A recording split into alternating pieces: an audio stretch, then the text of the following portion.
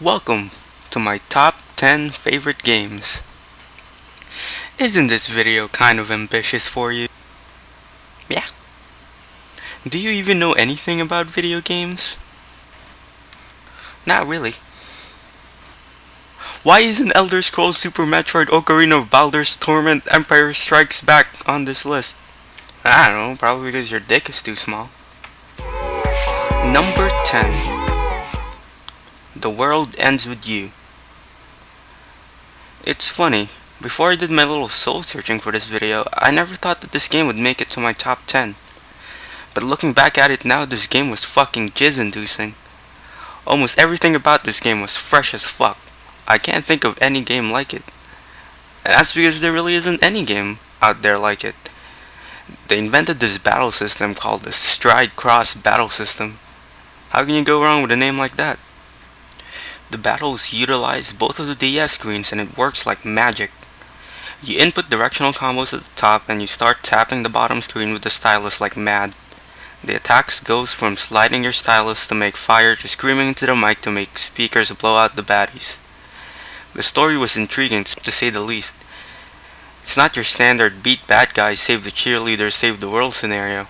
I mean there's nothing wrong with that, but when an RPG stems from that and makes it work, it's beautiful.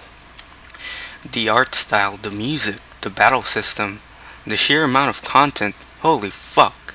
There's an element of Animal Crossingness to this game in that it takes the real world time into account.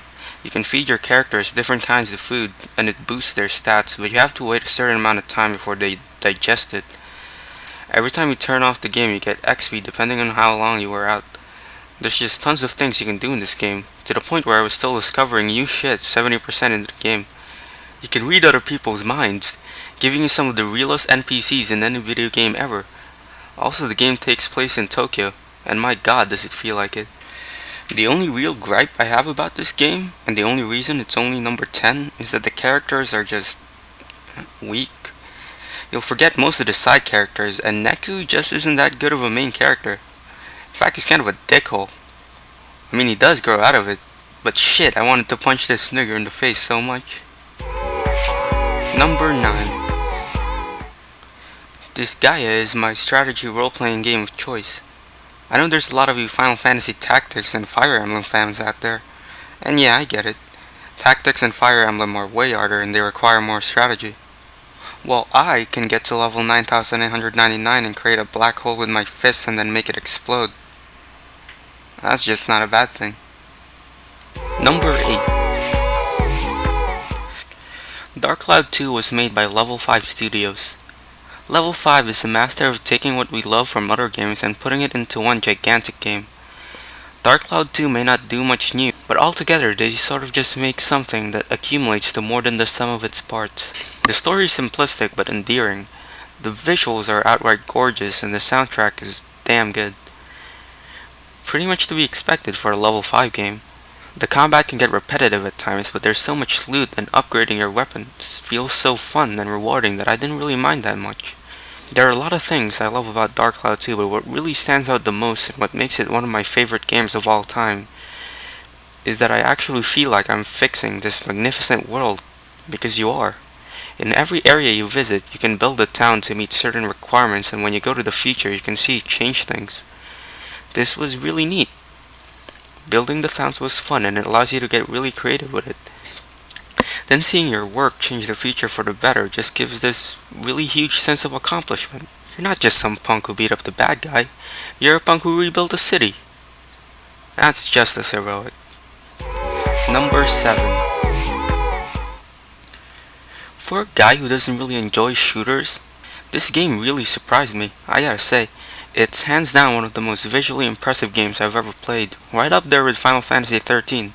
Except, BioShock Infinite isn't horseshit.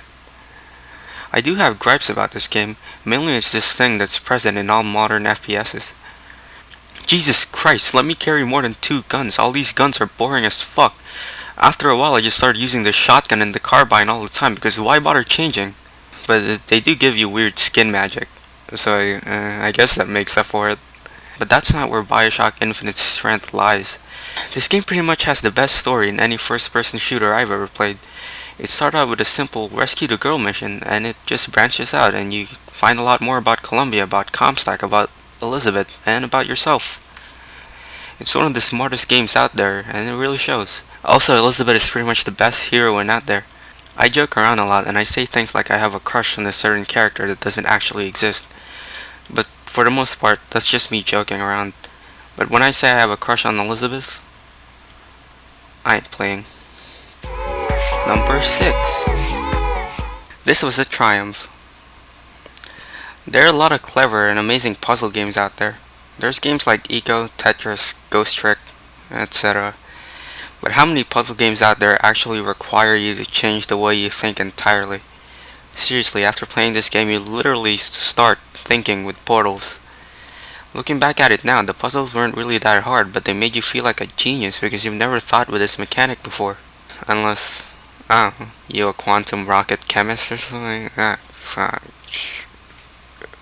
GLaDOS. Number 5.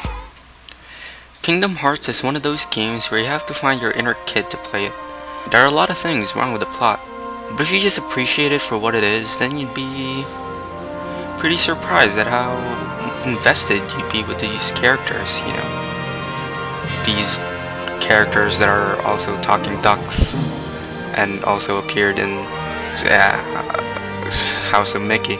This is, whatever. Kingdom Hearts also perfected the action RPG genre. It has all the flashiness and the speed of an action game, and all of the content, character development, exploration, and replay value of an RPG. They found the perfect balance.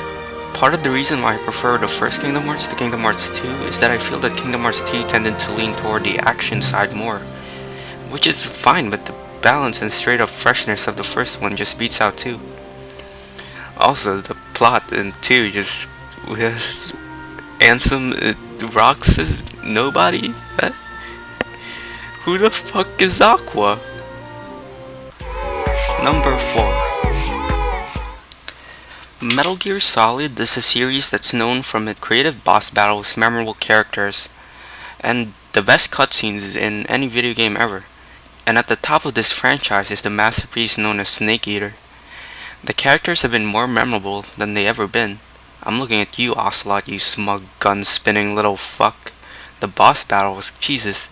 Do I even need to talk about it? The boss battle with the end has been the center of discussion about great boss battles since Snake Eater's release. Most boss battles play out like this. Put hero and villain in room, give villain weakness. Hero find weakness, then exploit it. Or as I like to call it, the Mega Man formula. It's a fine formula, and it's worked out for us all this time, but what makes the end such an interesting boss fight is because it's pretty much the opposite of the Mega Man formula.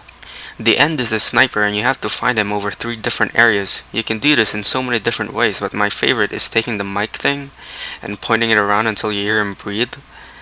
It works so well within the game because, you know, it's a stealth game. It's about stealth. It's about hiding. Just hide and seek the game. I can talk about this boss fight all day, but you really just have to play it to understand. Then of course there's the cutscene at the end of the game that made everyone cry like a baby. Number 3. My top 3 is a little different in that all 3 of these games are pretty much interchangeable with one another. Persona 4 just does everything right. It's a hardcore JRPG with a dating sim, and a murder mystery with tons of turns and twists. As expected from Shin Megami Tensei, the music is top notch. I downloaded the entire soundtrack and I've been listening to it ever since. What I really like about this game is that it didn't try to crank everything up to 11, which is what most sequels do. And most of the time it just ends up being too much. But no, Persona 4 didn't do that. Instead, it took what was great about Persona 3, cleaned it around the edges, and then it just did its own thing. Like Persona 3, Persona 4 has very controversial and in some cases, tear-jerking social link stories. These stories are written so well that at a certain point I wasn't just talking to these people so I can get the social link rank and make better personas. I wanted to get to know them better. I wanted to be their friend. I wanted to be part of their lives. Even if they are just a bunch of polygons. Those boss fights are hard as fuck though. Yukiko, god damn it. Number 2. My personal Final Fantasy choice. Now of course a lot of people will disagree with this, and you FF4, FF6 and FF Tactics lovers out there, you have my full and utmost respect. I just disagree. You FF7, FF8 and FFX lovers out there though, I mean, an entire nation also liked Hitler. So there's that. Final Fantasy IX was the game that I played that made me wanna make games for the rest of my life. I mean, I played video games before, but it was just a hobby then. After FF9, it became something more than that. I wanted to make something just as great or even better. It was just an experience that I think has never been matched for me. I want to go into more detail as to why I love this game so much and why I picked this over 4 or 6, but it would just take too much time. I'll save it for another video. That being said, no matter how much I love this game, there is still one more game that somehow stole the number 1 spot. Number 1. Chrono Trigger. I almost don't want to talk about this game just because literally everything has been said about it. I guess I should just start with the most obvious thing to say. Chrono Trigger is one of the best video games ever made. The Dream Team all came together to make this game, and it just shows. Every aspect of this game wasn't just right, it was fucking perfect. Akira Toriyama, Nobuo Uematsu, Yasunori Matsuda, Yuji Horii, Kazuhiko Aoki, Hironobu Sakaguchi. They all poured their hearts out in this game and it bloomed as a masterpiece. The time traveling has never been done better in a game. Things you did in the past accurately changes the future. The amount of detail the creators put into the settings are just unmatched. Every RPG setting you can wish for is here in Chrono Trigger, and it's badass. The combat at the time, and really still is, was mind-blowingly amazing. You walk around and you see a bad guy and boom, you fight him. No screen transition, no random encounters, none of that Final Fantasy and Pokemon bullshit. What really stands out about the combat is the dual techs. Unlike other RPGs that have tried this, there are actually benefits to using dual techs. It either increases your damage, or changes the range, or changes the effect. Also, it was just badass and extremely fun.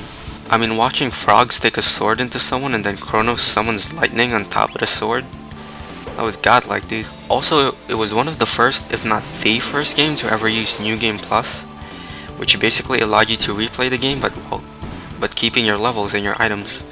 This gave it tons of replayability, like getting new equipment or finding another one of the game's 20 endings. The characters are without a doubt just the most memorable bunch in any RPG ever. After all this time, I can still name all of these characters with ease. Chrono, Luca, Marl, Robo, Frog, Magus, and Isla. Part of what makes them so memorable is that they're not just some other dudes that are beside you. No, you use dual techs with them all the time and you actually feel like a team instead of just a bunch of individuals, each waiting for their turn. Another reason is that they all get their own theme songs and they all get their own side quests. Each side quest was fun as fuck and it gave us a backstory on each of the characters. The soundtrack is phenomenal. Uematsu and Matsuda created these beautiful symphonies while being restricted with the hardware of the Super Nintendo. Which I imagine is kinda like if an artist tried to paint the Sistine Chapel with Crayolas. You just listen to these songs and it takes you right back to the game. If someone asked me to pick a song that I would have to listen to for the rest of my life, that song would be Wind Scene.